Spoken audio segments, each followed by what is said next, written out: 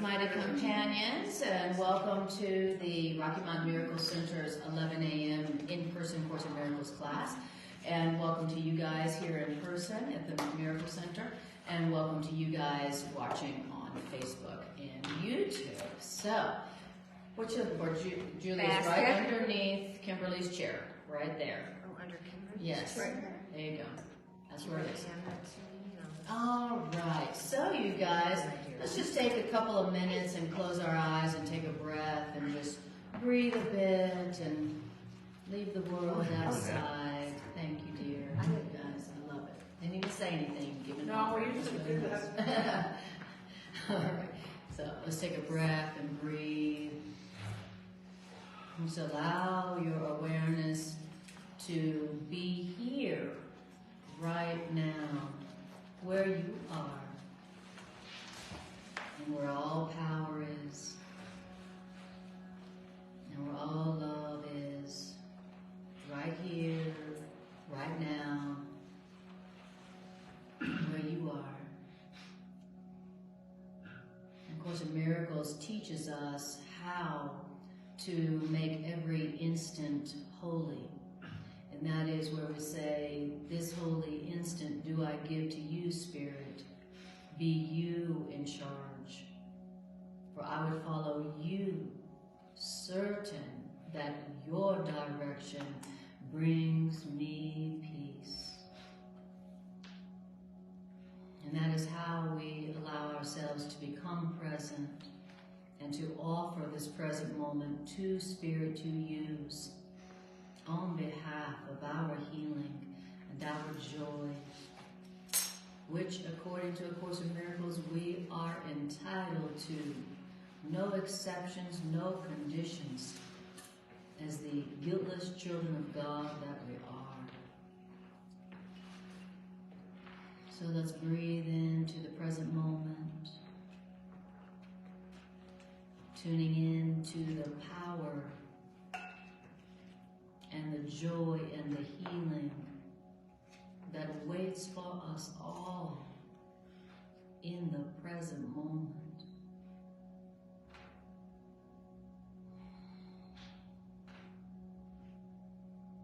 And while we're at it, let us tune our awareness to also perceive the presence that lives in the present moment. Feeling all this presence that is our true self, our higher self. Tuning in to this presence that lives within each one of us.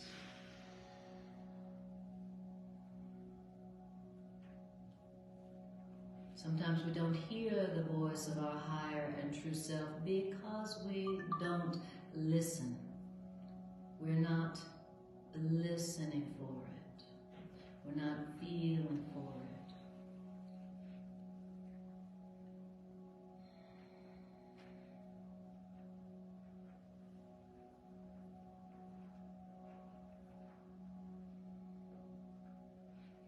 And while we're at it now, let's see if we can tune into that self that we share.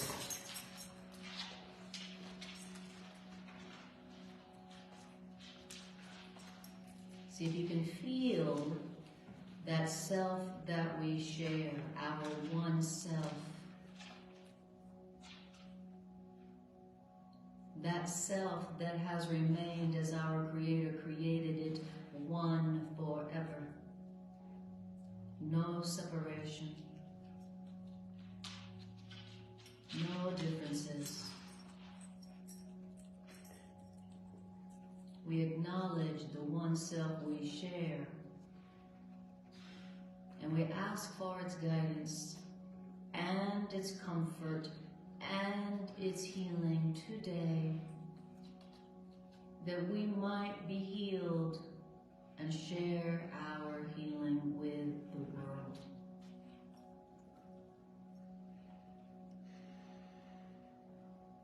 Thank you, one self. Thank you, Spirit, that we share. Be you in charge. And to that we say, amen. So when you're ready, take a breath and bring your awareness back to the room, back to the body. All right. Hi, Trudy. Hi, George. Lovely to see you. All right, guys. Well, this morning I did my random number generator prayer, asking Spirit what Spirit would have us read in A Course in Miracles, where would it have us go. I put in the three books of the Course, the text, the workbook, teacher's manual. It shows the workbook. Then I put in 365 for the 365 daily lessons. And this is the lesson that it picked. Out of all the books of the Course, out of all the workbook lessons, this is the one it chose for us today. I wonder why. We're about to find out. So if you don't like what it says, then, don't blame me. Blame the random number generator, Spirit. I don't like what you're reading. I love it sometimes in class. I'll hear people go, I don't like that. And I go, right on. That means you heard it. If you're not saying, I don't believe that, you probably didn't hear it. But if we want to have a different experience, we're going to have to hear something we've never heard before. You know what I'm saying? If you want to have a different experience, you got to hear something different. You got to think something different. So it's got to be different than what you've been thinking and what you've been believing if you want to have a different experience. So welcome to the different. Course in Miracles is very different. Okay. That's why I always connected with it. It was different, like me. It's like finally something I feel like myself around. All right, so we're at lesson 181 in the workbook, and the title of the lesson is "I Trust My Brothers Who Are One With Me."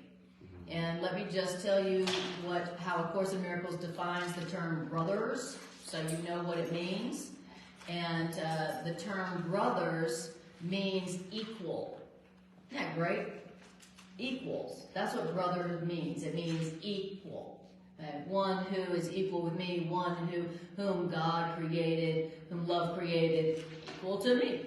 And that's what brothers and sisters are. So it's a non-gender term that just means equals. So, isn't that a wonderful term? Like, hi, equal, hi, equal, hi, equal, hi, equal.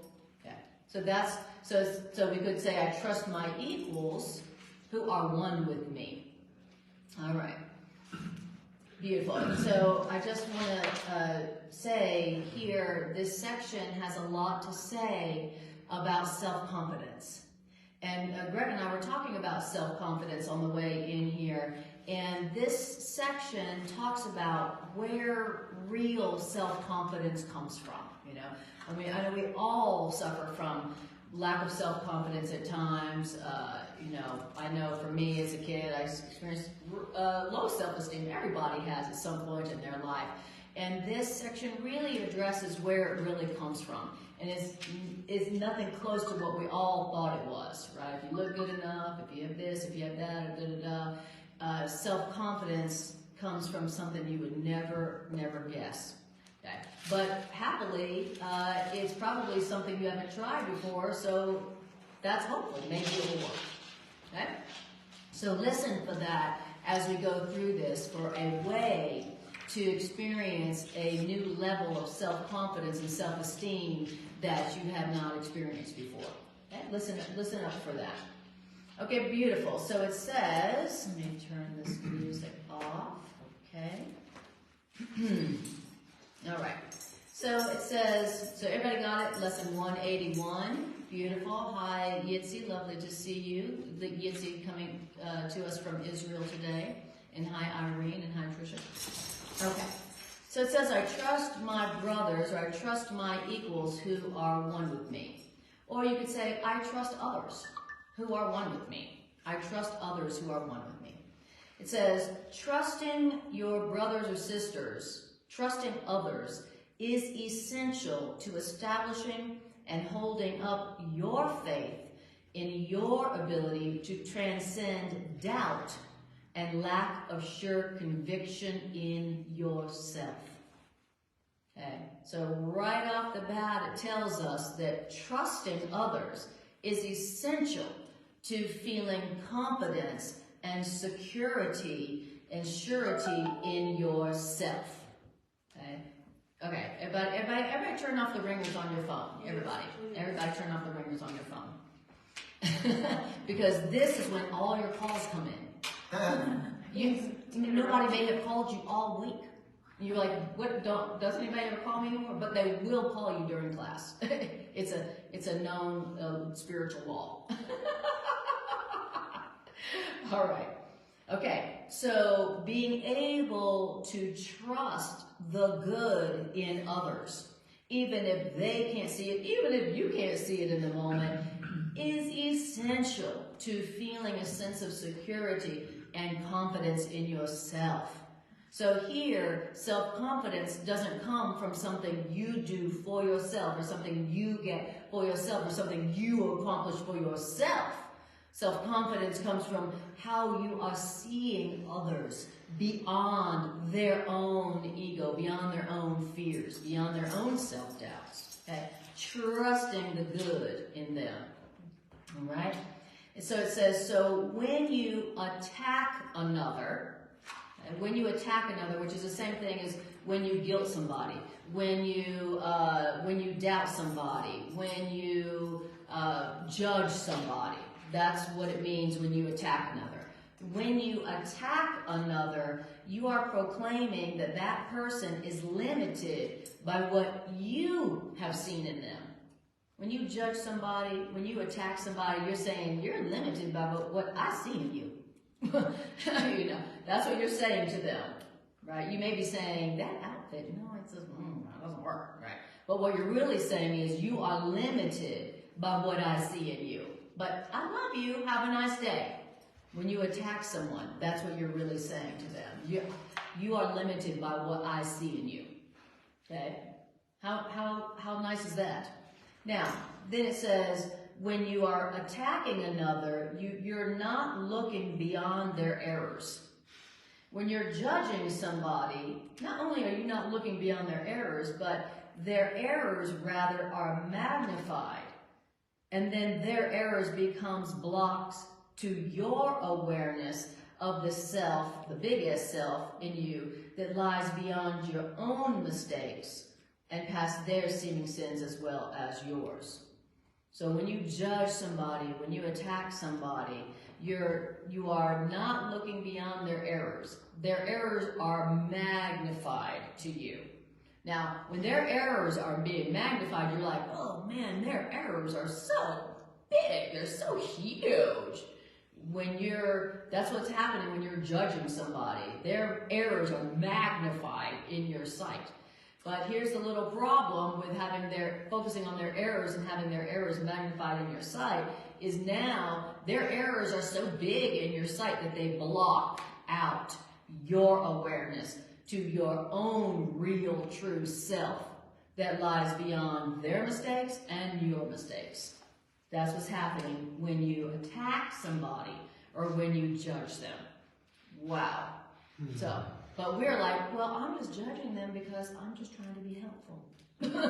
I'm saying this for your own good. No, you're not. You're saying this for your own bad. I'm just saying this for my own bad, sorry. That's what's really going on. Okay?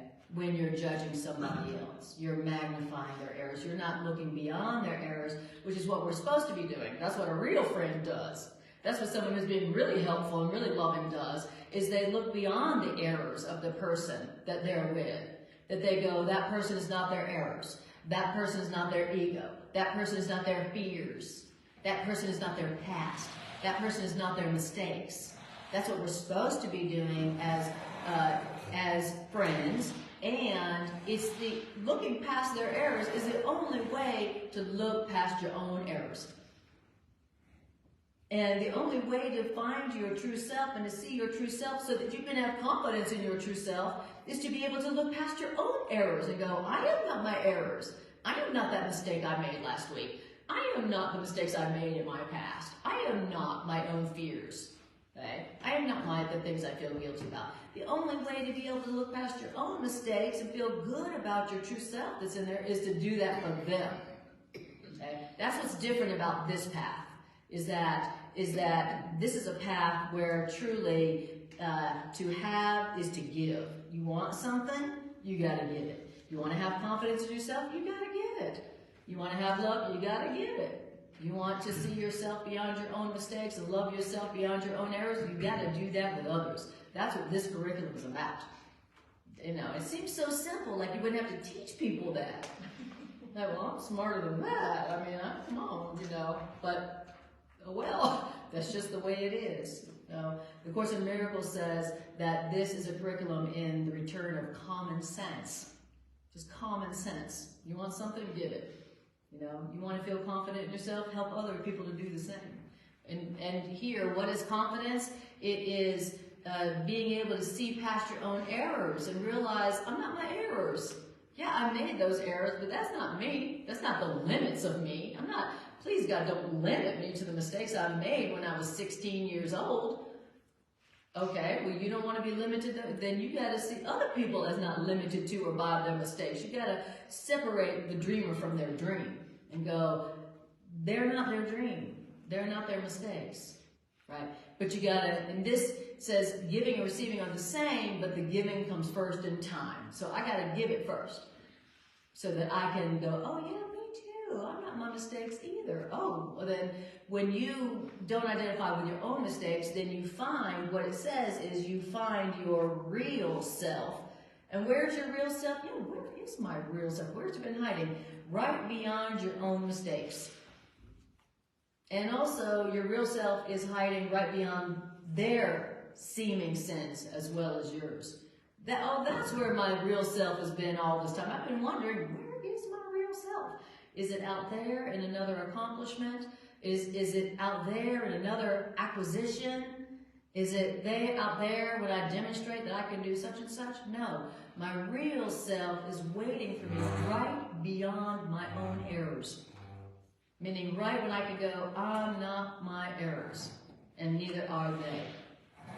So, just in case you were wondering where your true self and your self that you feel confident in is waiting for you, that's where it's hiding, not hiding. That's where you've stashed it, thinking, oh, I'm sure I'll remember where that is later. You know how it is when you like put something somewhere and you're like, I'm sure I'll remember where this is. And then, where is that thing? Okay, I call it, that's how I hide things from myself. I go, oh, I'll put this over here where it's never been before and I'll totally remember where it is. Okay, beautiful. So, that was paragraph number 1. Any questions or comments before we move on to paragraph 2? Okay, anybody could use a boost in their self-confidence these days? Anybody?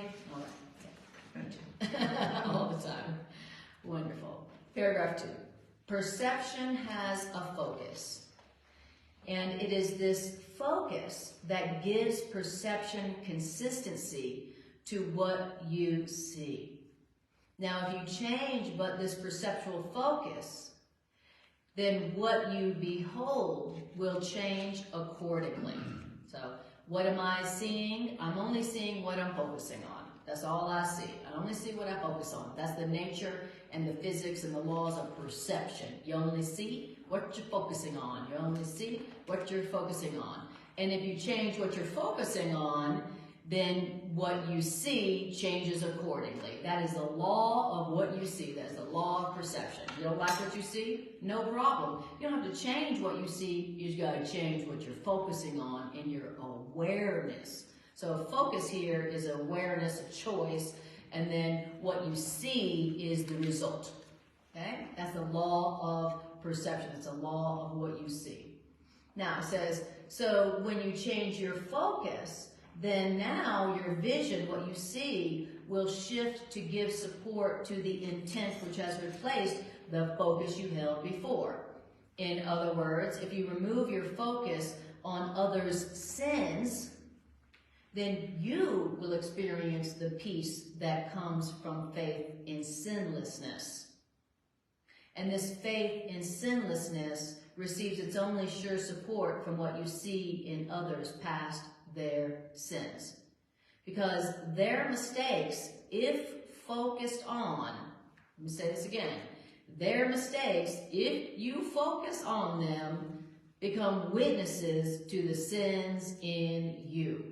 And then you won't transcend the sight of your own sins and see the sinlessness that lies beyond your own errors. Okay? Yes, Barb? I think it's important to keep in mind that we perceive with our mind. Exactly. That's exactly what it's saying. We perceive not with our eyes and our ears and our fingers.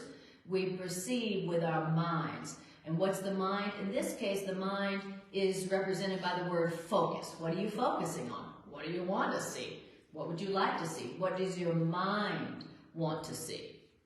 And so that, and then your mind tells your senses, go find such and such, and then we go, oh, look what my eyes are telling me. See, it must be true.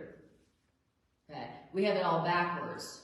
Where the truth is that no, it's not true just because you see it with your eyes and feel it with your hands and heard it with your ears. No, you saw it not because it's real, but because that was your focus. That's what you wanted to see. So we have it all backwards. And my eyes and ears and hands are reporting what's real, when the truth is that my hands and my eyes and my ears only report what my mind wants to see. That's the focus. Yes. So this is the expression, if you will, of the Course in Miracles idea of what we're seeing is the outward picture of an inward condition. Exactly. What we are seeing. I'm seeing what I want to see. Yes. Even if I don't know that that's what I want to see. Right. You know. Yes. Yes, we're in denial. We're in denial about what we want to see, you know. And that's what we see all the time. We go, I don't want to see this. I don't like what I'm seeing. Well, you're in denial. You do want to see that, but you're in denial about it. But all you have to do is go, okay, I'm seeing this because I wanted to somehow, and then change your focus. Change what you want to see. Yeah. Yeah. Because what we're in denial about much of the time is wanting to see the guilt out there. Exactly. Instead of in me. Exactly. I'm trying to get rid of it by seeing it out there and everybody else's errors. Exactly. Exactly. Thank you. Yes, sir.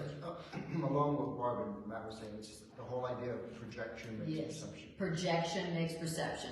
And then, like you were saying, Matt, these are all quotes from the Course, that, what was it you were saying? That, perception is an inward... Outward picture of an inward condition. Outward picture of an inward condition. That's all synonyms for what perception is and what we're seeing. Okay? Beautiful. Exactly. So, isn't it so much easier to see the mistakes in others than yourself? It's like when people come to me, it's like, oh, I can totally see what your problem is. I can totally see the mistake you're making. It's so easy to see the mistakes other people are making. It's just so obvious. Like, duh, why can't they see them? But when it comes to me, then I'm not so good at seeing, oh, well, that's obvious what your problem is, right? It's not so obvious when I look at myself, okay? But it's saying here that, I love it says, so if you remove your focus on other people's errors, or what you call sins, then you will experience the peace that comes from faith in sinlessness. Okay? So there's two things you can see in another. You can either see their errors, which we're calling them sins, even though they're not, or you can see the sinlessness that is in them beyond their errors. So, of course, Miracles is saying beyond everyone's errors is the same thing, sinlessness, period. It's not like, well, maybe behind some people's errors is sinlessness, but some people behind their errors is sin. They are really bad, right? That person really is bad. They're not bad skin deep. They're bad all the way through, right? It says that only by removing your focus on their errors or their sins, as you may call them, only then can you experience the peace. Can you experience the peace that comes from focusing on the sinlessness in them that is beyond their errors. And that's what A Course in Miracles is telling us, is the truth about every being, every soul, every living whatever that God has created. Is that the nature of everything is sinless. That's the nature of everything. That's the nature of everything. There are no people that were born or created evil. That just does not exist, according to A Course in Miracles. And so any errors or any appearances of sinfulness or badness or wrongness or whatever is only an appearance. It is a mask that we were taught, that it's just a mask we're wearing that we were taught what is what we are. So the only way for you to experience the sinlessness that is your nature, is to look beyond people's errors to what is their true nature. Not by your perception, but because God, that's the way God created them to be. That's the only way to experience the peace yourself. The peace that, what? The peace that comes from what? The peace that comes from seeing the sinlessness in them beyond their errors. That's where peace comes from. Man, who knew? We learned that peace comes when I get this, or I have that, or I experience this. I have peace when somebody else changes. I have peace when I get this, and when this happens, and when that happens. For me, right, peace does not come from something you do or get for yourself. Peace comes from something that you see in another beyond their mistakes. That's where it comes from. Darn it. Always comes back to correctly perceiving them. Darn it. In other words, my peace is as dependent on you as your peace is dependent on me. I thought that, before A Course in Miracles was like, my peace comes from me, Well, it does in a way, but you don't experience your peace alone. It's not like, I'm going to get peace from me. It's going to be great, and nobody can take it from me. I'm going to experience confidence for myself, and nobody will be able to take it from me, damn it. And A Course in Miracles is like, actually, you get your peace and your confidence as you see the true nature in them beyond their errors. Sorry. Sorry, you're not going to get the peace and the happiness of that for yourself like you wanted. And it's not like it's a bargain. Yeah, it's not a bargain. What I keep reading here is your peace comes from your faith in sinlessness. Yes. Or your belief in sinlessness. Exactly. And if I can't believe in sinlessness in you, then I can't believe in it in me. Exactly. Thank you for saying that, because in that context, when you're saying faith in the sinlessness beyond their errors, that's what the word trust means. I trust that beyond your ego and your errors, which is doing its dance in front of me right now, I'm going to trust that right behind your errors and your big fat ego is your sinlessness. So trust it. When it says I trust my brothers or I trust others who are one with me, that's what it means. Exactly that. I trust that even though I can't see your sinlessness right now, that it's there. Because, of course, Miracles told me that that's the way God created everyone and everything. And only by trusting that it's there in you, even though I can't see it right now, is the only way I can trust that it's in me, even though I do not see it right now. That's why the lesson is I trust others who are one with me. I trust that behind your ego and your errors is your sinlessness, just like within me. Okay, so that's what we're being asked to do, is to trust others. It's not, when it says I trust my brothers who are one with me, it's not trusting their behavior. I trust you, even though you're acting like an idiot right now and endangering me, I trust you. That's not what it's saying. It's not trusting their behavior. So remember that. It's not trusting their behavior. Don't trust their behavior. Don't trust your behavior. That is not the goal here. That's not what trusting others means. No, it means I trust that you are guiltless and sinless as God created you, even though you don't know it, even though I can't see it, I trust that it's still true. And it says, and when you put your trust in that, that is when you will experience, that's when you will transcend your own self-doubts. That's when you'll be like, even though I do not see it in myself right now, I trust that it's there. I trust that that's true about me. And then I get to experience the confidence in my true self. Okay, beautiful. All right, that was paragraph 2. Now we're going to paragraph 3. So, therefore, in practicing today, We first let all such little focuses give way to our great need to let our sinlessness become apparent. So, accordingly, my judgments of them, my judgment of others, is just he's calling it little focuses, my little focuses. Okay, so the practice is we're going to let all of our little focuses on their errors give way to our great need. Okay, I was focusing on their errors, but what's really important is my great need to let my sinlessness become apparent to me. Okay, I can focus on their little errors, or I can concentrate on how great my need is to see my sinlessness. Okay? And how do we do that? Well, here's how we do it. We instruct our minds that it is our sinlessness that we seek, and only this, our sinlessness, for just a little while. That's how we do it. We instruct our minds, I just want to be able to experience and see my own sinlessness for just a little while.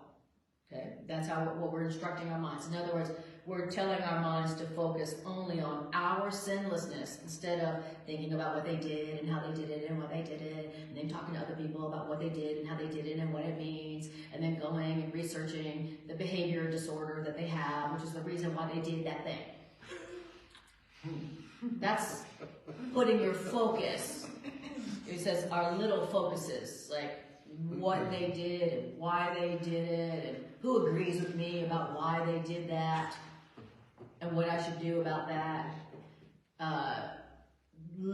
Instructing my mind to forget about all that for just a little while. Notice it said just a little while. It didn't say for an hour.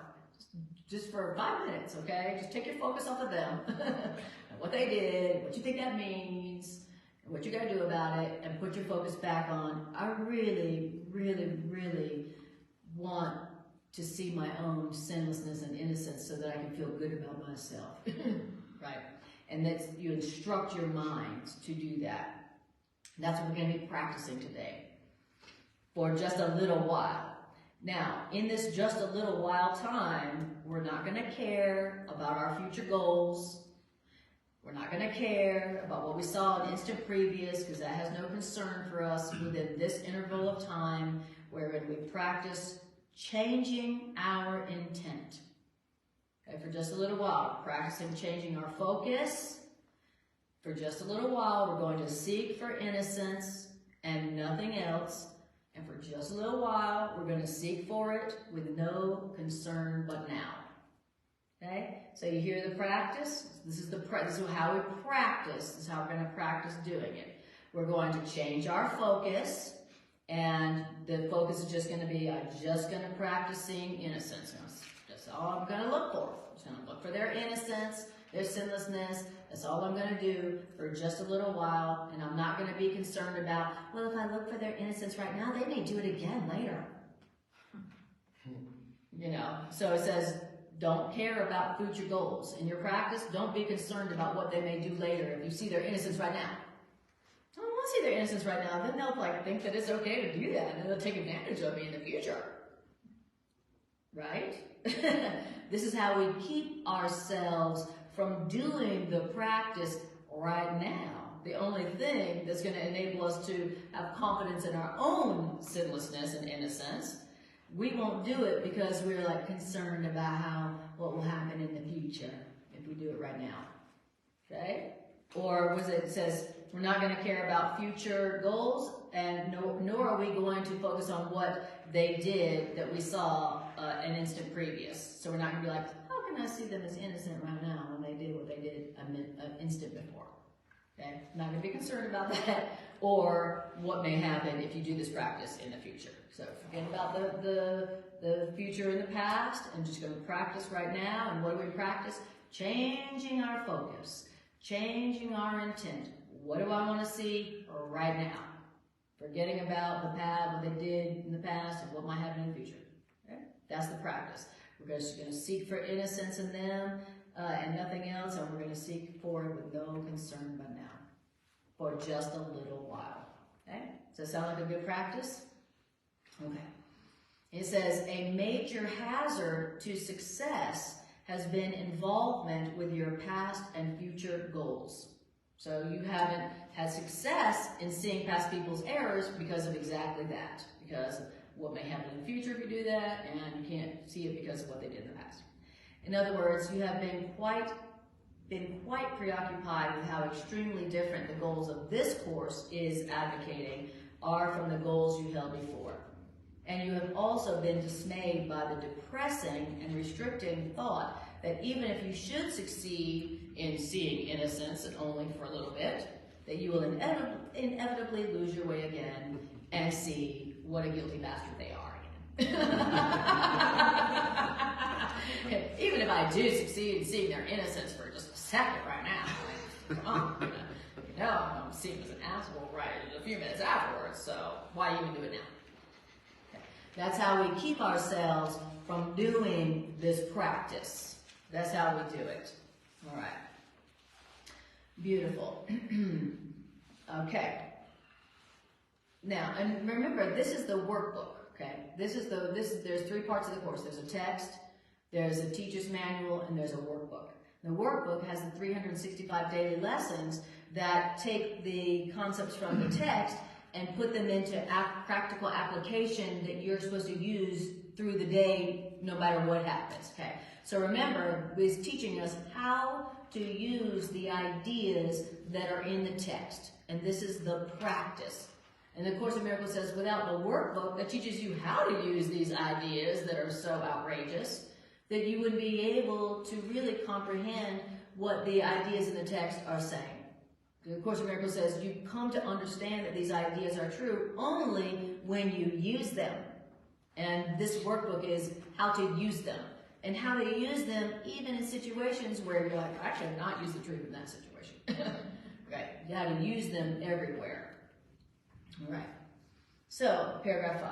So, whatever it was that could happen in the future or whatever did happen in the past, how can that matter? Because the past is gone and the future but imagined. So how can it matter what happened in the past or what might happen in the future? How could that matter? So stop using it as an excuse to not practice right now.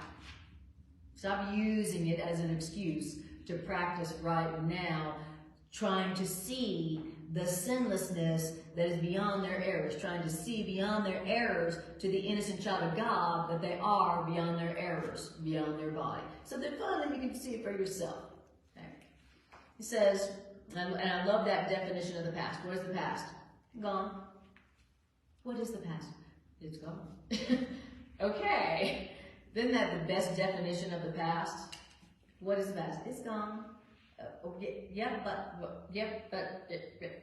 It's gone. Okay, all right. And then what about what is the future? Well, it's something that hasn't happened yet. So are you going to keep yourself from experiencing peace and joy and happiness right now for something that hasn't even happened yet? Are you really going to do that? Again. Okay. So it says, how can the past and the future matter? Because the past is gone and the future but imagined. Being concerned about what happened in the past or what might happen in the future, these concerns are but defenses against present change of focus in perception. Wow, I love that. When I'm like, I'm not going to practice because of what happened. I can't practice the innocence right now because of what they did. Or I can't practice it because of what they might do in the future. So he calls that a defense against present change of focus in perception. Anytime we're concerned about the past or the future, what we're saying is, I don't really want to change my focus. I don't really want to forgive them. I don't really want to see their innocence. I really don't want to. That's what we're really saying. We're using the past and the future as an excuse to not apply the truth to them and the situation right now so that we can get a real change for the better. That's the only way to get a change for the better is the present change of focus in perception. What do I want to see right now? I know what what they did was horrible in the past, and truly what they could do in the future might could be horrible as well. But right now, I want a change of perception in the present. What do I want right now? Forget about what they did, what they might do. What do I want right now? What do I want to see right now? Okay? That's the only way change can happen. Okay, great. So it says, and nothing more. We lay these pointless limitations by just a little while. How do we do that? We don't look to past beliefs, and what we will believe in the future will not intrude upon us now. That's how we lay these pointless limitations about the past and the future aside. And this is how we do it. We enter in the time of practicing now with one intent, which is what? To look upon the sinlessness within. Okay, so forget about the past, forget about the future, and just focus on, I want to see the sinlessness within me right now. Okay, and that would be a big darn improvement on how I feel right now.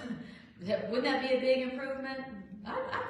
I see the sinlessness within me right now. I perceive the innocence within me. You know, that would be a big improvement from the way we are seeing ourselves right now. Right now, I'm not seeing the sinlessness and the innocence in me. I'm seeing my errors. I think that means I'm a bad person. I think that means I'm interpreting it to mean I'm a failure. I've never been good enough. I'll never be good enough. That's what I'm seeing in myself right now. So changing my focus on them would be a big improvement on what I could see within myself right now. I could see the innocence and the sinlessness within me now if I just would change my focus on what I'm looking for in them right now. I mean, it sounds so simple and easy. I don't have to change myself. I don't have to change them. I don't have to change the circumstance. I don't have to get anybody to believe like I do. I don't have to get anybody to change. All I have to do is change my focus. What am I looking for? What do I want to see right now? What do I want to see in them? What do I want to see in myself right now? Hey, what could be easier? I change my focus 100 times a minute. I'm good at that. I'm like ADD queen. We all are. We are in the age of where everything, it sets it up where our focus changes every few seconds. You know, that's why they make videos that are so short, because they know that our attention span is like 30 seconds. So we can change our focus. We do it every 30 seconds. You know, and if the video doesn't change in 30 seconds, something's not different in 30 seconds, we lose interest. So all this comes from just changing our focus in the moment. What do I want to see right now? Forget about everything that did happen or could happen. What do I want to see right now? Okay? Beautiful. Any questions or comments around that? Yes? That just brings up to mind that, the Course says that we are much too tolerant of mind wandering. We are much too tolerant of mind wandering. Exactly. Where our mind's intent goes, ching, ching, ching, ching, ching, ching, ching. You know, like a puppy. Squirrel, squirrel. Yeah. Much too tolerant of mind wandering, where our focus just goes this and that and this and that. And of course, in Miracles is teaching us how to keep a sustained focus for even just a few moments. How to keep a sustained focus on one thing, and that one thing is seeing their innocence beyond their mistakes, so that you can do the same for yourself. Seeing the sinlessness within, the innocence within. And so just practice sustained focus on that one thing for just a little while. And just that little sustained focus on one thing, innocence, makes a massive, massive, massive change in your life and in the world. Isn't it amazing? It's just a tiny little bit of focus on sinlessness, and boom, big result. Big result. And that's the experiencing stillness that the Course talks about. Exactly. It's exactly right. Exactly. Like the Course says, all things happen in quiet. All things happen through quiet. Something like that. No. And to me, that's when the mind is quiet. The mind is quiet when the mind is focused. When the mind is scattered and fractured in what it's focusing on, that's chaos in your mind. That's chaos. But when the mind is focused, that's when the mind is calm. And that's when the mind is powerful. And so, of course, Miracles is teaching us how to focus our mind. But not focus it on a video game, or focus it on sin, guilt, but focusing it on sinlessness. So the mind's power is concentrated when the mind is focused. But now we don't want our focus to be concentrated anymore on the errors of others. Like always talking about other people's errors. It's like the best topic ever. It's like, it's the best conversation piece ever. It's a total crowd pleaser all the time. Just focus on other people's errors. Sure to please the entire room of people. Sure to keep everybody's attention. Just focusing on the errors of others. But this is saying now practice sustained attention on not other people's errors, but on their innocence beyond their errors. Okay. Anything else? Okay, beautiful. Paragraph 6. So we recognize that we have lost this goal of seeing the sinlessness within if anger blocks our way in any form. Okay, great. Little clue. Okay, you know that you have lost your goal of focusing for just a minute on their innocence beyond their errors if you are angry. Okay, if anger what? Blocks your way in any form. So what is anger? It's a block. What is that? Isn't that a great definition of anger? A block. What's an anger? It's a block. It's a block. Yeah, it's like a big one. Exactly. And the Course, I love how the Course says that anger is projection. Anger is a projection. Anger means I'm focusing on their errors and not seeing their sinlessness beyond their errors. That's what anger means. And if you are experiencing anger, then you are being blocked from experiencing that goal of focusing on the sinlessness and the innocence beyond someone's errors for just a little while. Okay? That's how you know you're not practicing this anymore. You've lost your goal. Okay? And the goal of the Course is to remove the blocks to the awareness of love. Exactly. That's exactly. And the only thing that is blocking our awareness of the love is our focusing on people's errors instead of the innocence that surely does, 100% certainly does, lay beyond their errors. Okay? That's the block. So the Course of Miracles, like I love that you bring that up, is that the Course of Miracles says that you don't have to find love. You don't have to find, all you have to do is remove the awareness, the blocks to the awareness to love's presence, which is your natural inheritance. So you don't have to find love. Oh my God, how much time are we going to save ourselves if we don't have to find love? How much time and energy? We just have to stop finding the blocks. Exactly. Stacking them up. Exactly. We don't have to find love. Like, well, if I just get this, and if I just get that, and if I just change how I look like this, and if I just change this in me, and I just did it, and I just find the right person, blah, blah, blah, blah, blah, then I'll find love. So you don't have to find love. All you gotta do is look for the blocks to the love. And our focus on their errors is the blocks to the love. That is our natural inheritance. I've heard that said that anger is fear announced. Ah, I like that. Anger is fear announced. I love that. Yeah. I'm really afraid. Exactly. That's what when you're angry, you're screaming, I'm scared! Right. Yes. That's well said. Well said. And if we weren't focusing on somebody else's errors or sins, there'd be nothing to fear. wow, I really think that fear is real and it's coming from out there and it's harassing me. You know, that's what we think about fear. It's out there, it's coming to me, and it's harassing me. And I didn't ask for it at all. Like, how dare that?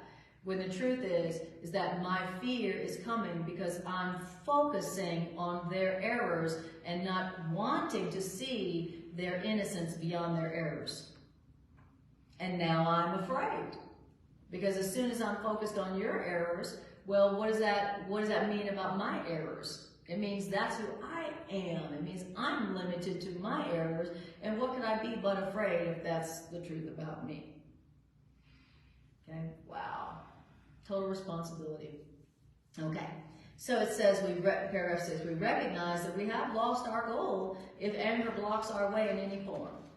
Which means if another's sins occur to us, then our narrow focus will restrict our sight, which means turn our eyes upon our own mistakes, which we will then magnify and call our sins.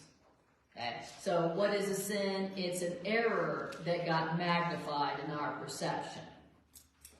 So, for this little while, it keeps reminding us, we're only practicing for a little while. For this little while, without regard to past or future, should such anger blocks arise when we're practicing, we will transcend these anger blocks with our instructions to our minds to change their focus as we say, it's not this that I would look upon. I trust this person who is one with me. That's how you do it. And then this is what you say when you're trying to do this practice and then anger comes up. So just know, when you're trying to change your focus so that you're not focusing on their errors, so that you can see the sinlessness beyond them, when you're trying this practice, anger will come up. And hear me when I say that. Anger will come up. And the reason why it's telling us this is because it knows anger will come up. As you're trying to look past their errors, your ego's going to go like, that jerk does that all the time. And that jerk does that all the time. And if I don't say anything to them, they're just going to keep on doing it. I mean, come on, right? I need to say something about that. I need to let them know how much that displeases me. Okay? So as you're practicing this practice, remember this is practice, okay? If you'd already mastered it, you wouldn't have to practice it. So as you're practicing, anger will come up. And it will come up, why? To block you. To block you. That's its purpose. It's not an accident. It's not like, well, I was doing my practice and then anger jumped on me, and pulled my hair, right? And told me I better be angry or I'll be sorry, right? That's not what happened. Anger will arise to block you, to block your sight, so that you won't see their innocence, so that you won't see your innocence, so that you won't ever feel confident about within yourself.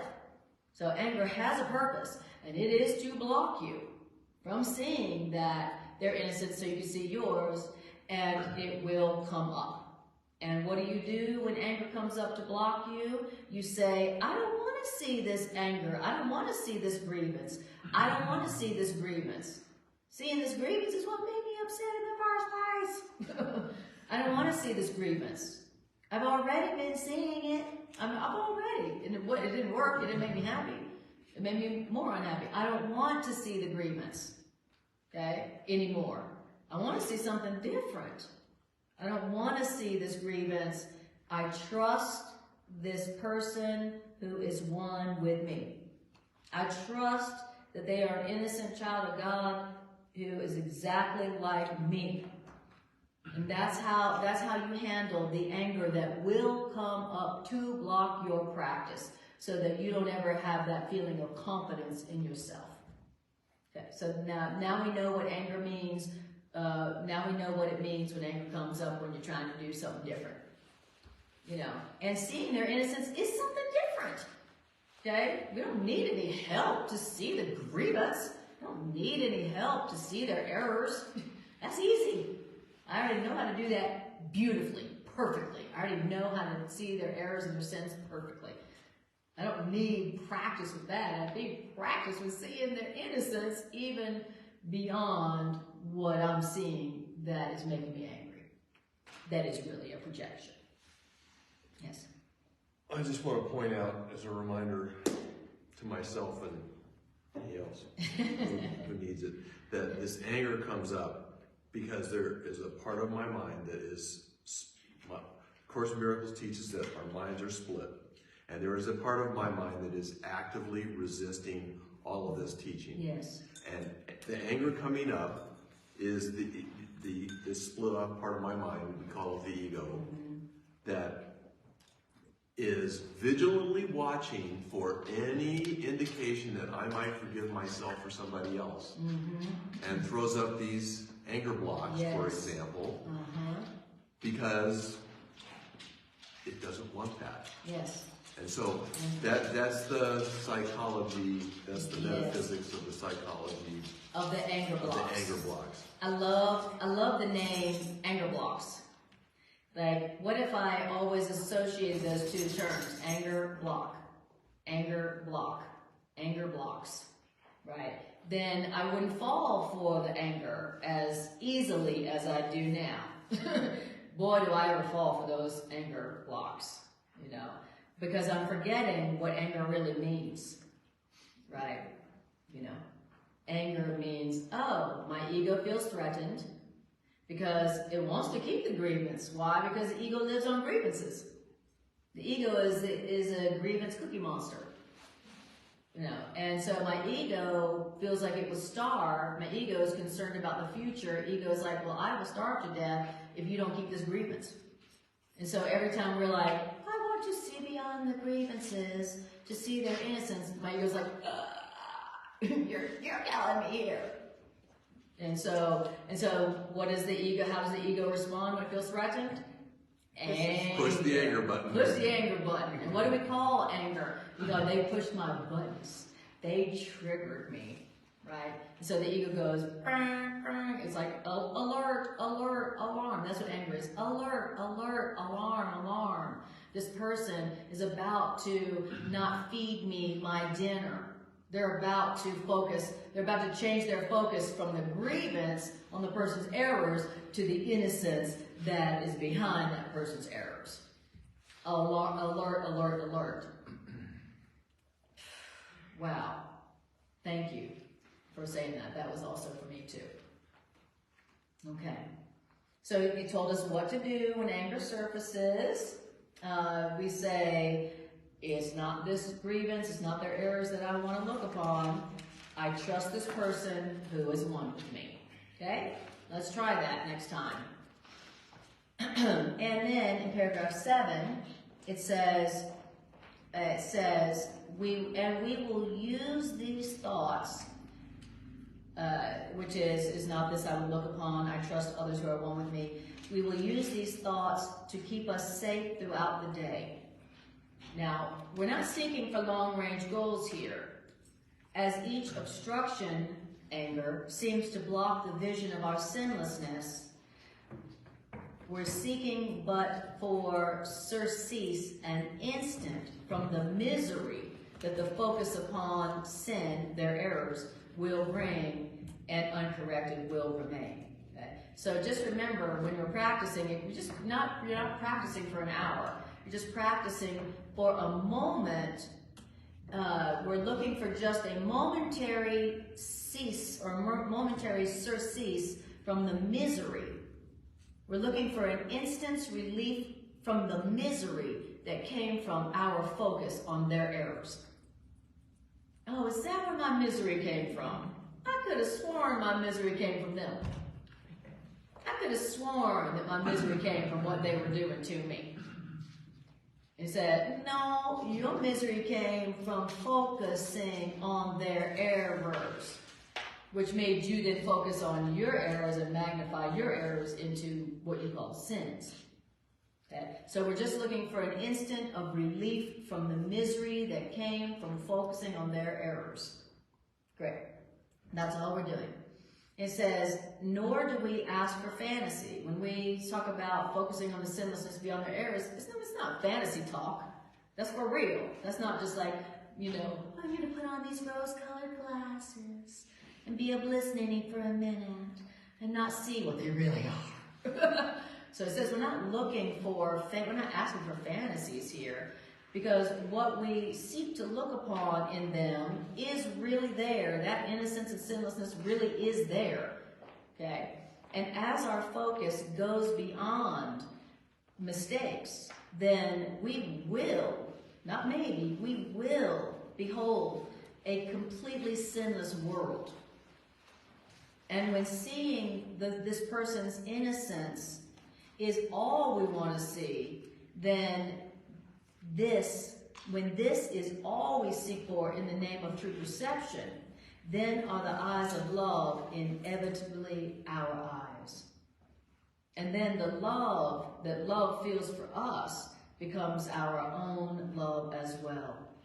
And this will become the only thing we see reflected in the world and in ourselves. Okay, did it just say that when you are looking for the sinlessness in them, not only are you looking for reality, but then you will see an entire world that is sinless and guiltless and innocent? Did it just say the whole world? So if I just do it for one person, then I'll see a whole world of nothing but innocent beings. That's all I will see. And then the eyes of love will become my eyes, and then love is all I will see. That'll be the only thing I see reflected in the world and in myself. Dang, that's pretty efficient. So I can change my whole experience of the world with one person. That's pretty amazing. What a deal. It's like all for one, It's not just 2 for 1, it's all for one. I see the innocence in you, and then I get to experience the entire world, where all I see is the good, the beautiful, and the holy. Dang, what a deal. What a deal. All right. Last paragraph. Everybody with me? Everybody okay? Yep. Everybody take a breath? All right. Actually did a whole section. What a miracle.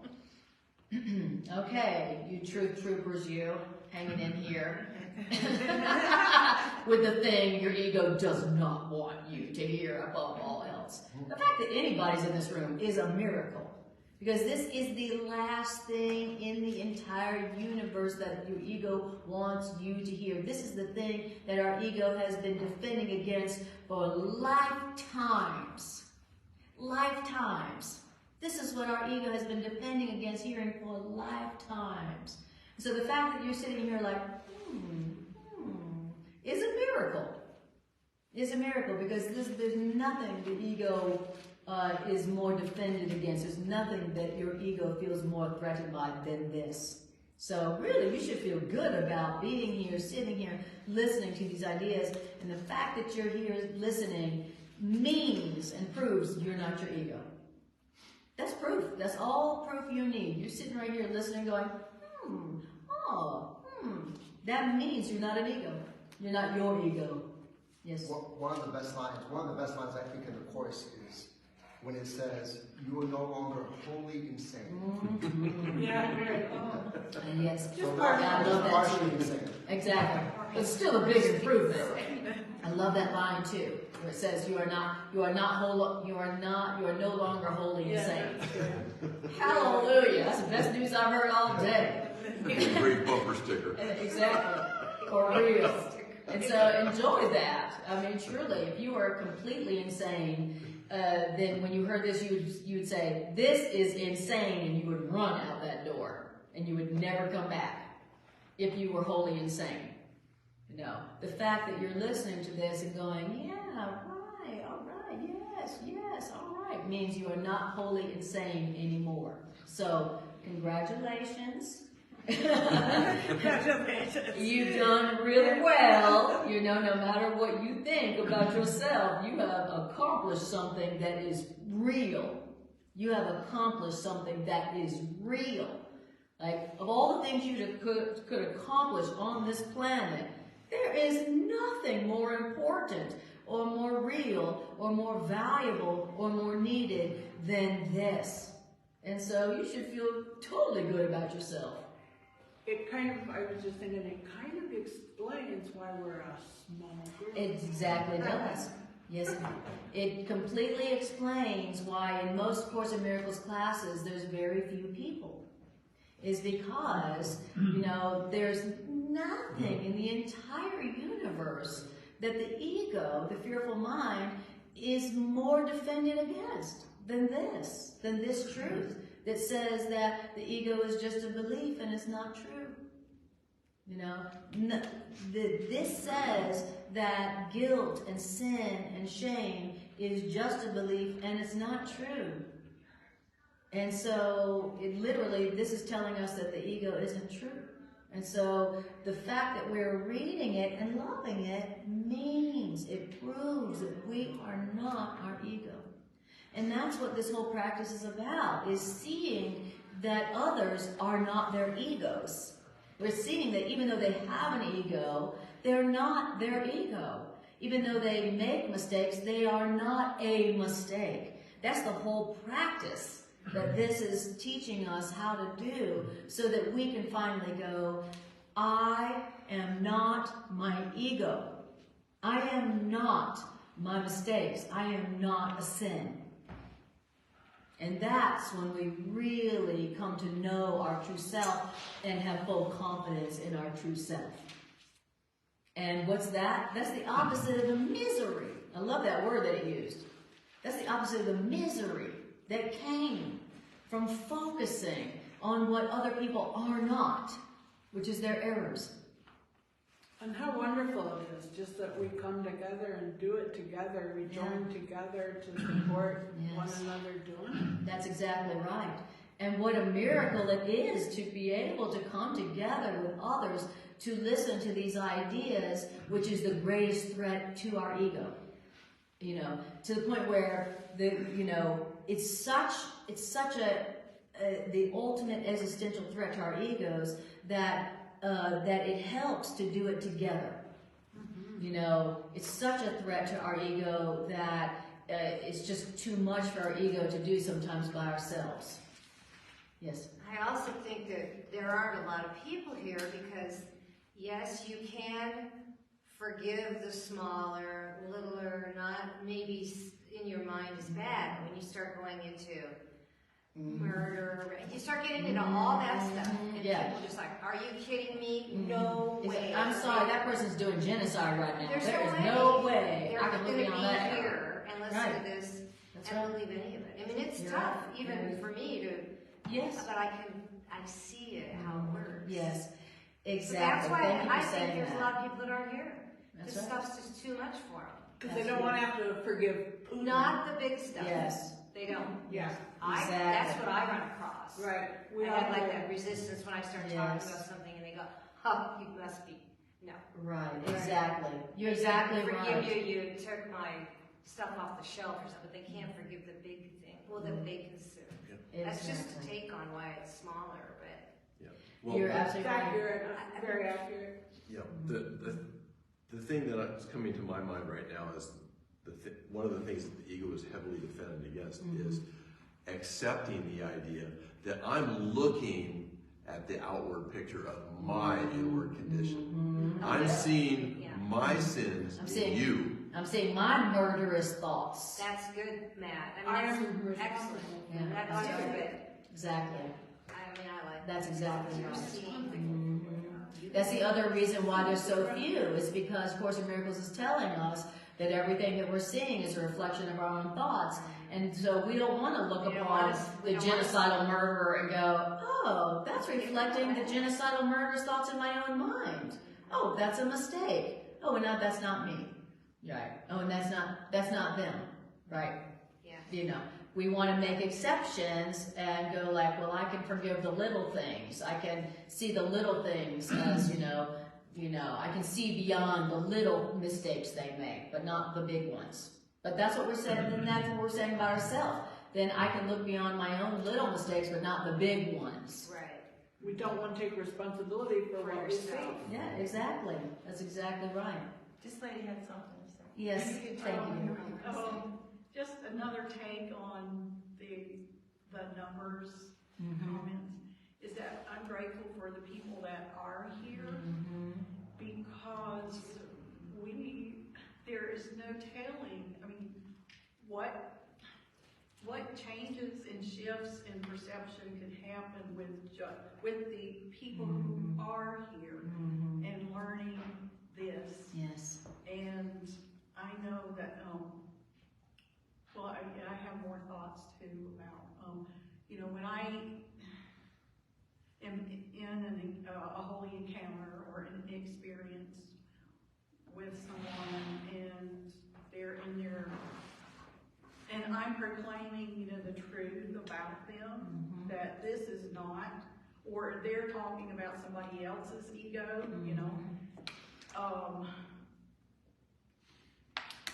I had an experience where I, just said, but what you're saying is not the truth about, they're not involved in the course at all. I'm just saying, in my day-to-day work, and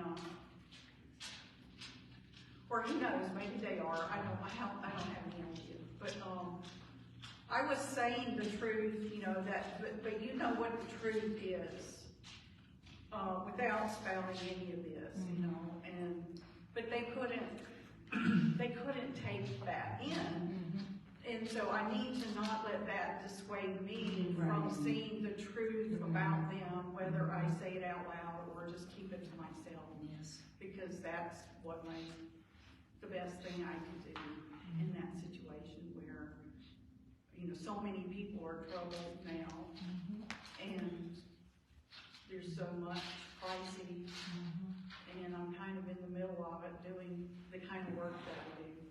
And so it's very important that I can't be there for anybody else unless I can see the truth about them and get above this battleground. Exactly. Yeah, well said. And I love it how it says, that seeing the innocence in them beyond their errors has nothing to do with them saying or doing or understanding. It literally has nothing to do with, anything but me seeing it in my own mind. It has nothing to do with what I say to them or what I do. It's just, I can do it, I don't have to wait their acceptance. I don't have to wait for their acceptance to see them correctly, to see them beyond their errors. That's the beautiful thing. And then to see them transform without me having said or do anything that's when you're like, it's true. I just saw their innocence. I desired to see their innocence beyond their mistakes. And then look what happened. Wow. I didn't even say anything to them. I didn't even do anything. And then look at the miracle that happened. Yeah, because if you could be the one person in the situation that is seeing it correctly, then exactly. A miracle is possible. That's exactly right. And like I said, if you can see it in one person, the next thing that can happen is that you see an entire world of people who, entire world of innocent people. Well, oh, what a beautiful, loving person. Oh, what a beautiful, loving person. Oh, what a loving person. Oh, what a generous person. Oh, what a helpful person. You see an entire world. That's what it just said. You see it in one, the next thing you know, you're seeing that everywhere. Wow, everybody is innocent.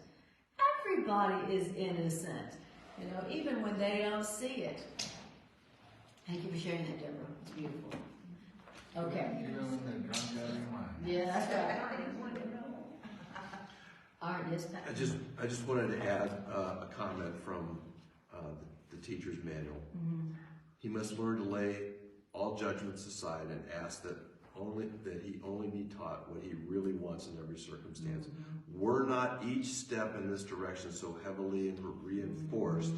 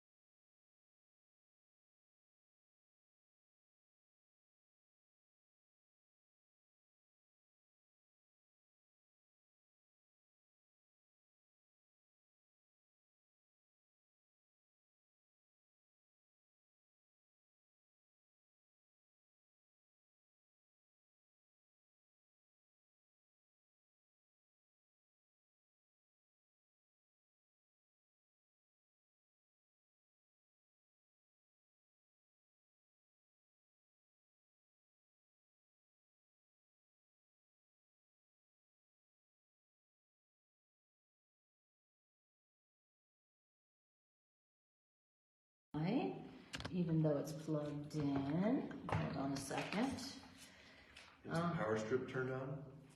Oh, maybe Yeah. it's not. The light's on. It looks Is like it? it's on. Okay, great. Okay, let's try something else here. Let's try this. Nope. Maybe this is just a bad cord. Let's try this one. Okay.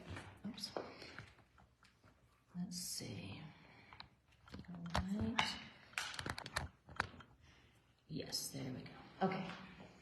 Wonderful. All right. So that was the end of that. And yes. Yep. I'm struggling with the first sentence. I'm not getting it. Okay. The world which once proclaimed our sins become the proof that we're sinlessness. I would think it would say different, that we're not, I don't get it. Okay. The first sentence is the world which once proclaimed our sins becomes the proof that we are sinless. So what we were just talking about earlier is as we do this practice with others, now the only feedback we get from the world is, you're so wonderful, you're so innocent, you're so great, you're so needed, I'm so grateful for you. So the world that used to give us the message, what's wrong with you? Right? You know what I'm talking about? The world that used to say that to us, what's wrong with you? What's your problem? Well, you need to change. The world that used to give us the message of guilt is now the world that gives us the message that we're beautiful and that we're innocent and that we're wonderful. Okay. Now, talk about a big improvement. That'd be a big improvement. Everywhere you go, everybody's like, I'm so glad you're here. I so appreciate you. You're so wonderful. Oh my God, I'm so glad you're here. Oh my God, what can I do for you? You're so wonderful. I'm so grateful for you. You're amazing. Everywhere you go. Everywhere you go. Wouldn't that be nice? Going to the post office. Oh, we're so happy you're here. Okay, wait a minute. What is happening here? Going to the DMV. Oh, you're so wonderfully great. Look at you. Go to the head now. It's so great. Wait. Okay, I'm going to keep doing those workbook lesson practices. I just went into the DMV and everybody was happy I was there. Okay, so now I know that this stuff works. So that's the result of practicing with one person. You know who. Okay. Literally everywhere you go, you meet beloved friends who are happy that you're there and they appreciate you. Okay, beautiful. So now let's do our love offering. We're going to do some announcements, and then we're going to do just a few minutes of an integration meditation where we take the ideas and we use them. Okay. So, first announcement are that there are snacks that were so lovingly provided here by Pam. Thank you so much, Pam. So snacks in the kitchen and in the library. Come join. Come eat some snacks and chat about miracles. We'll do some miracle chatting. I love miracle chatting. The best. It's the best. Miracle chatting is the best. And And meaningful then, conversation. yeah, like miracle snacking and chatting, you're the best. I'm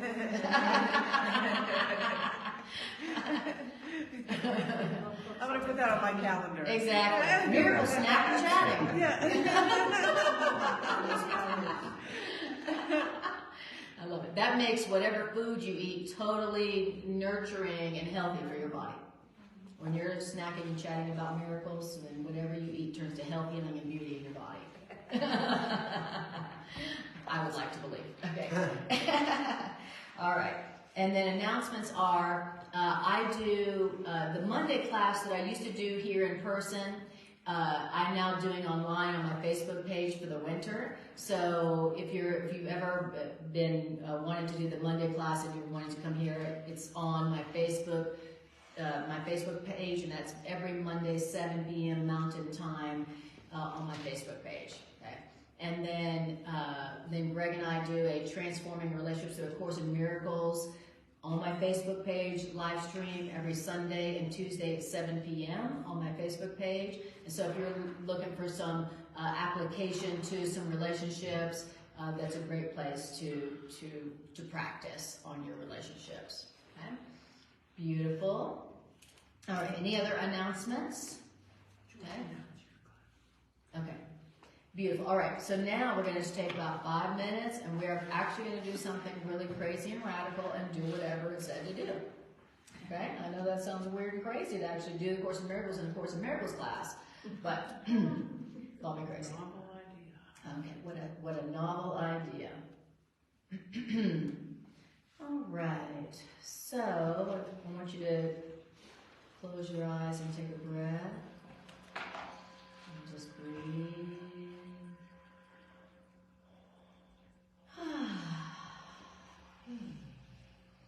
And just notice how you feel right now.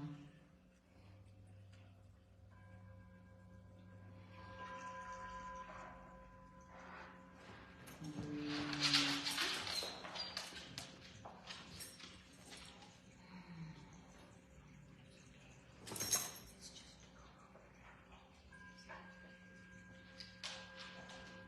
All right.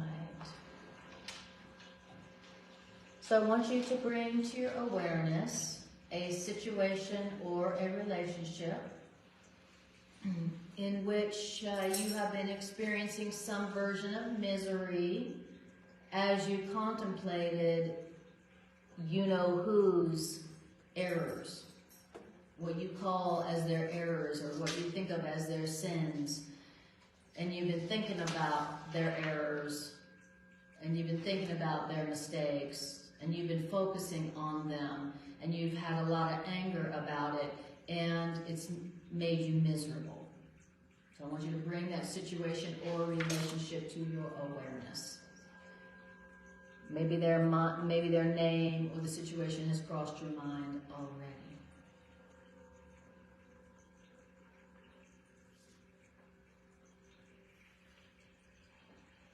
Beautiful.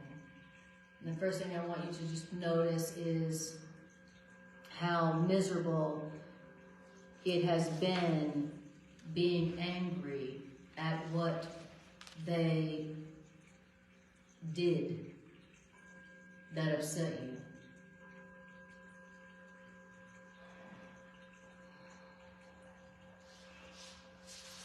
And tell yourself that's not love, so that's not note, and tell yourself notice that hasn't made me happy.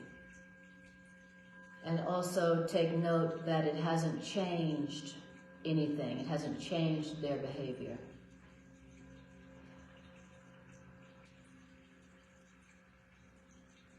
And tell yourself, I am angry and miserable right now because I have been focusing on their errors, which sometimes I call their sins.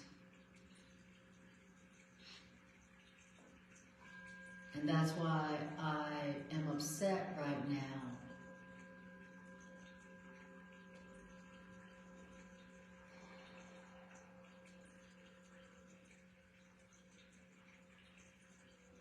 And now I want you to tell yourself something you may not believe. Tell yourself, and because I have been focusing on their mistakes, calling them sins,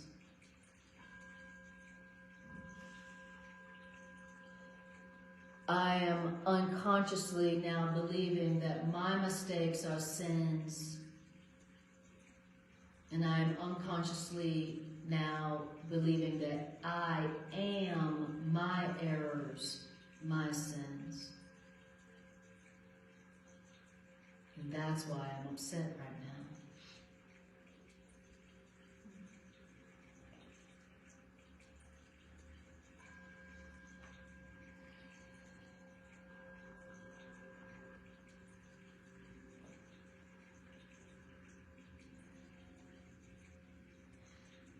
And so we're going to practice now by first letting all such little focuses on their errors and sins give way to our great need to let our own sinlessness become apparent to us.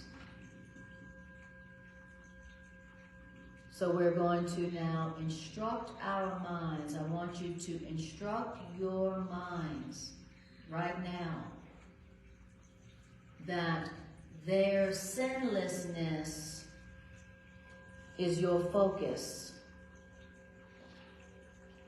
for just a little while.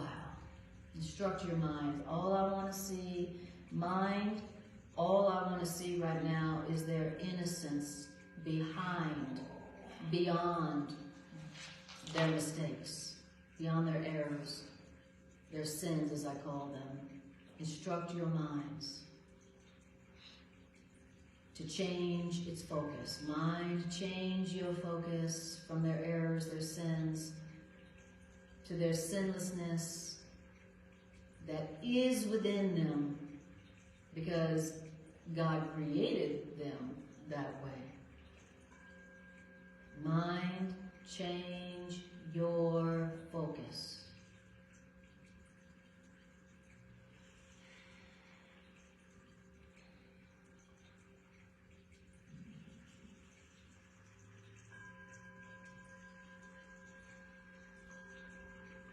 And now, instruct your mind to seek for their innocence.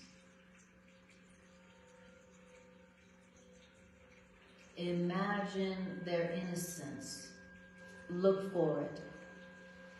Tell your higher self, help me, please, to see this person's sinlessness beyond their errors, beyond their so-called sins. Help me to see them as innocent right now. Help me to see the innocent child of God that is within them. That is who they really are. Help me to see that in them. I need to see that in them so that eventually I can see it in myself. Help me, Spirit.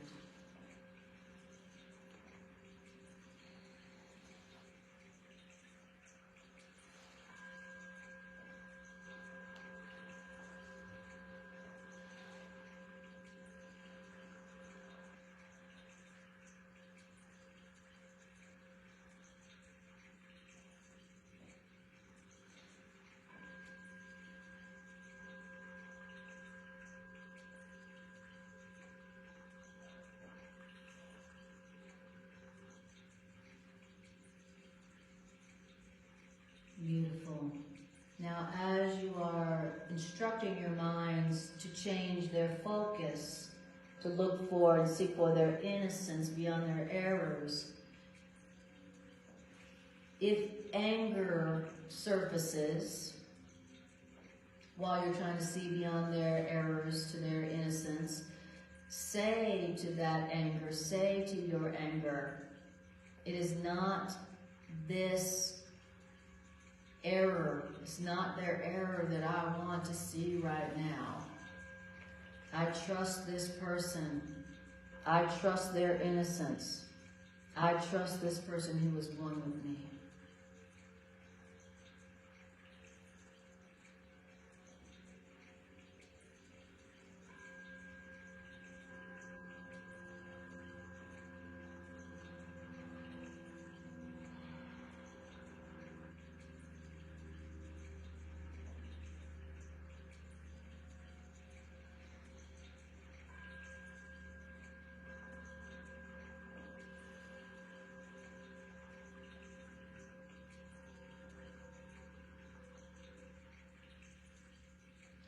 Right now, we look neither ahead nor backwards to what this person did or might do. And we look straight into the present moment. And we're going to give our trust to the innocence and the sinlessness in them so that we can see it in ourselves. What does this person's sinlessness and innocence look like? What do they look like as the guiltless child of God that they are? What do they look like as the innocent child of God that they are? What do they look like in their innocence?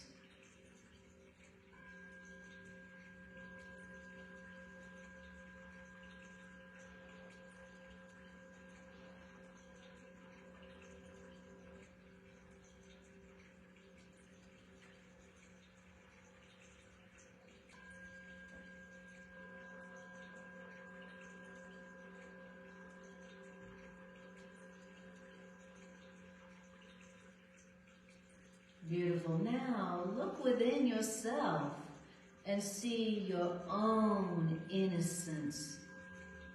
See you, yourself, as the innocent child of God that you are.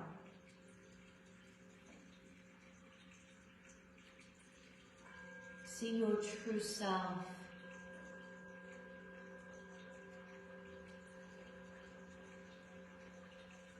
What does the innocent child of God that you are look like?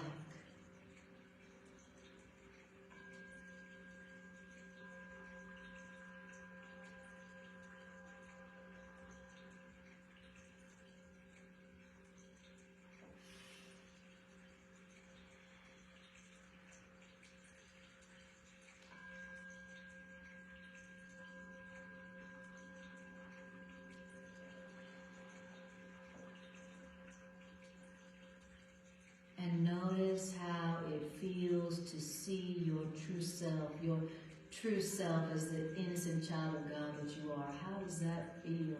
Notice how that feels.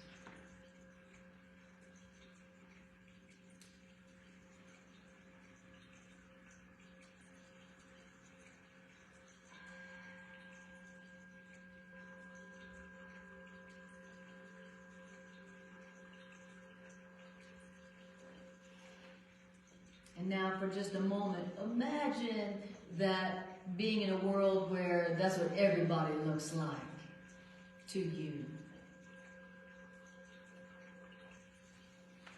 And imagine being in a world where everybody sees your true self as the innocent child of God that you are. Imagine that for a moment.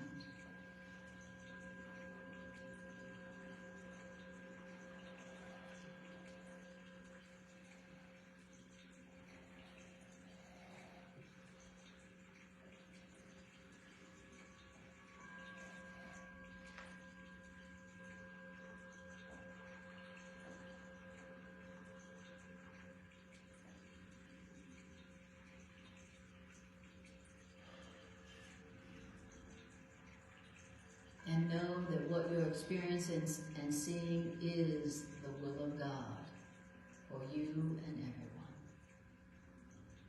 And to that we say, thank you, God. And we say, amen. Amen. When you're ready, open your eyes and take a breath and yawn and stretch. Wonderful. Good job. Way to love yourselves today. Thank you guys for joining on Facebook and YouTube. I really appreciate you guys joining this. If you'd like to share this, extend this idea and ministry into the world, share it on your Facebook, or if you're watching on YouTube, like, share, and subscribe. Thank you so much. I appreciate you all. Thank you for being here. Give yourself a big hand for loving